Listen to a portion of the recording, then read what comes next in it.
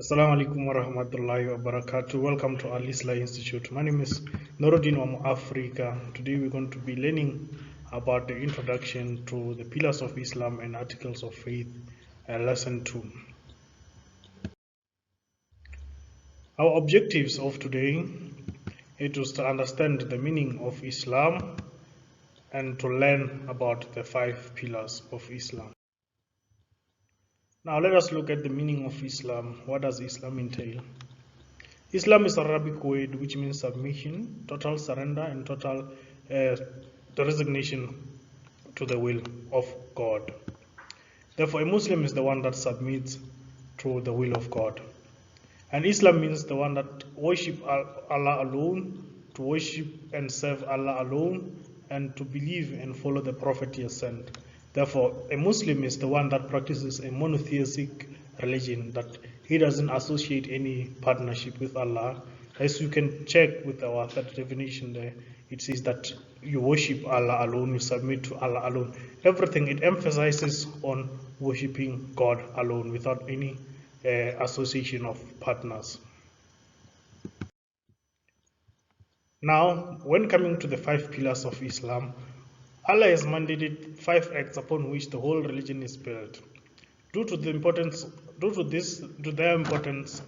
the Prophet stated in the Hadith, Islam is built upon 5. These acts of worship are called pillars of Islam, and they are as follows. And before I go further, I'd like to state that the pillars of Islam are the core basis of the religion. They are the foundation, core foundation of the religion. It is the pillars, or it is the foundation in which all Muslims abide with. Therefore, when you enter into the fold of Islam, automatically you have to abide with these 5 pillars, and they are as follows. The first one is the testimony of faith, known as Shahada. One must profess the testimony of faith, which is summarized in 2 ways. There is no deity worthy of worship except Allah, and Muhammad is his messenger. By uttering these 2 words, automatically one enters into the fold of Islam. In order for one to become a Muslim, you don't have to undergo certain rituals or do things that are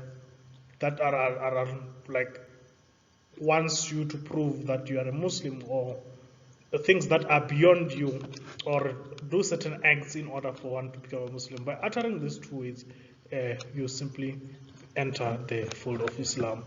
And you start by uttering them in Arabic, then in the language that you use. For instance, I'm a Tsonga from Limpopo province. I start with Ashhadu an la ilaha illallah, Ashhadu anna Muhammadan Rasulullah. Therefore, I stated in my language, which is Kwaaba Shilo lechi fanekele kongeriwa handle ka Xikwembu, and Muhammad e murimi wa Xikwembu. By automatically stating these 2 statements, I automatically entered the fold of Islam.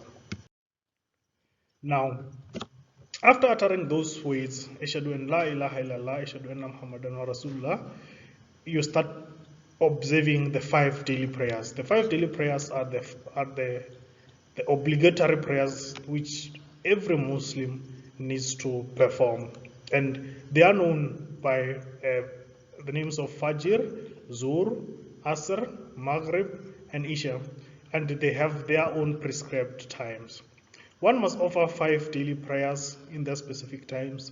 For instance, in Fajr, you pray at dawn, Zuhr you pray during the midday, and Asr afternoon, Maghrib sunset, Isha it is at night. Through prayer, Muslims are able to maintain their relationships with Allah, and they remember Him often. Therefore, this makes them to not fall into temptations of this world. For instance, they are less likely to sin because they are in constant remembrance of Allah. Just think now, you are praying 5 daily saras each and every day. It means that throughout your day, you are interrupted in what you are doing. Why? Because you have to go and thank Allah subhanahu wa ta'ala for the blessings that He has bestowed upon you that day. For instance, whatever that you are doing is less important when it comes to the remembrance of Allah. And once you are having this consciousness of Allah, known as taqwa, that's when you'll not fall into temptations. Therefore, it is less likely that you will sin. Now, let us come to the third pillar of Islam, which is compulsory charity, known as zakah. When you are a Muslim and you have stored a certain amount of wealth through the financial institution or at home or any other way that you bank, therefore, you have to take 2.5% of that money and give to the needy or give to charity. Therefore, it is easier. You can either choose to give to an Islamic charity organization which is responsible for providing things such as food parcels and other assistance to the needy. And the amount that you give has to be determined by a certain percentage that we are going to be looking at when we are focusing on zakah, the topic of zakah in details. Now, the fourth pillar, it is fasting, known as sawam. Muslim fast for the period of one lunar month, which is known as Ramadan, and they refrain from drinking, eating food, and having sexual intercourse from dawn to dusk. And also, during this month is the month whereby Muslims they focus more on reading the Quran or understanding the Quran or having a better relationship with the Quran. In Islamic terms, or it is normally known as the month of the Quran. Normally when you speak to Muslims or speak to those that are in the fold of Islam about Ramadan, they will always state that during this month, it is month of Ramadan, it's the month that we try to read and understand what Allah subhanahu wa ta'ala is really trying to teach us from the Quran. The fifth pillar, the last but not least, is Hajj.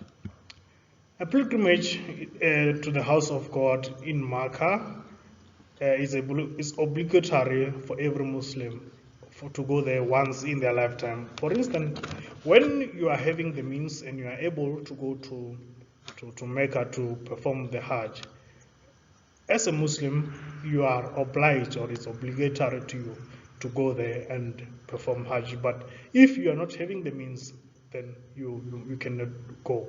Therefore, it is not a force that you go and perform the Hajj. But there are benefits that you get from going to Hajj. Now I'll be looking at the physical benefits that you get by going to Hajj. When you are at Hajj, you get a physical and visual proof of brotherhood in humanity. Because when you are there, you find brothers from different states having different designation from their country. You find a president, the world's most richest people, the world's most famous people, footballers, and anyone that is a Muslim and which is having a prestige, you will be amongst them. Like there is no a special place where we can say it's a VIP session for those that are famous. We are all now going to perform the pilgrimage, which is going circling the Kaaba, and you find that on your left you are having the world most richest person, on your right the world most famous person. But once you are there, you discover that indeed Allah subhanahu wa ta'ala loves us equally, regardless of whatever wealth we have accumulated on earth. When we go in front of Allah subhanahu wa ta'ala, or we don't have that prestige that we are having. Every worldly thing that we have, we leave it at home, and we become as empty as we came into this world when we are all in front of Allah subhanahu wa ta'ala.